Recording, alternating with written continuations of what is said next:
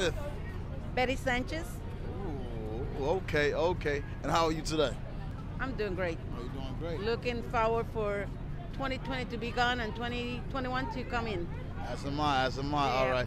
I'm gonna ask you 3 quick questions, maybe even more. Silly, stupid, personal, political. Are you ready? I'm ready. All right, boom. We had a crazy year. Now, what are some things that 2020 taught you? I appreciate what we had before. I appreciate that be able to sit down with friends and have a coffee and give a hug. Also, really appreciate the spiritual part of us, not just the materialistics, because it doesn't really matter with this pandemic. Doesn't matter you're rich, or you're poor, you're middle class. It took everybody.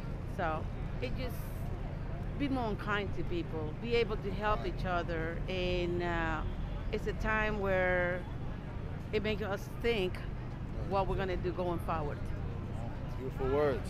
My next question to you is, do you feel the ICE detainees will eventually be back home with their parents?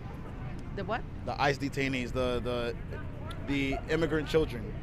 Do you feel like they'll be back home with their parents? I don't think so. I don't think so. I think it's sad to say it, but a lot of these parents, they're already back to their countries. The kids, they don't know where they're at. So most likely they're going to be orphans. That thanks to Mr. Trump. Come on, Mr. Trump, you got to do better. Speaking about Mr. Trump, how do you feel about his last 4 years in the office? I hate him. I hate him. I feel that he is irrespectful. He don't respect nobody, no one. He doesn't respect women, and he is a very selfish person. He doesn't care about anybody but himself. I think it was a big mistake for him to be a president because he don't have a background, and he didn't want to learn it either. Absolutely right. So that's the whole thing. I Absolutely. think if he would open his mind to learn about us, to learn about the law, how it works, it would have been much better, but he didn't. So I'm glad he's out. He's out of here. He's out of here. Now, speaking of the new president, how do you feel about Joe Biden?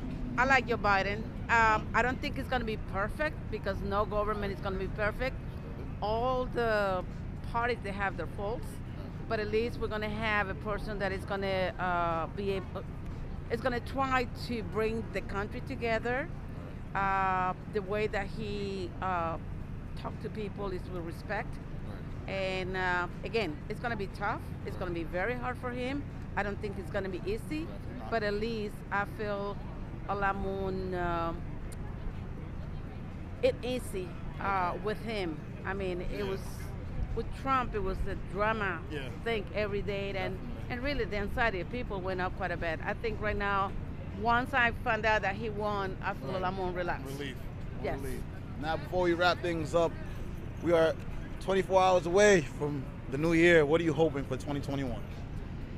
I'm hoping for the pandemic to go away. I'm hoping for a cure to the pandemic, and I'm hoping for all the families that lost their loved ones to. There's no way to get him back, but at least getting together and hug each other and really realize that the only thing that we have left at the end of the day is our families. Absolutely. That's it. It's sad, but I'm hoping for more empathy from the world.